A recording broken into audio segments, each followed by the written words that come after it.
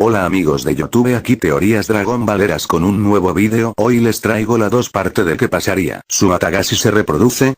Y antes de comenzar quisiera agradecer a la gente que apoya estos vídeos y también invitar a que le des me gusta y te suscribas. Sin más rodeos, comencemos. En la parte anterior quedamos que el Watagashi posee a toda la ciudad y Gotenks, Videl y Bulma atacaban a Goku, Gohan y Krillin y ellos intentaban quitar el Watagashi, pero lo único que lograban era perder el tiempo.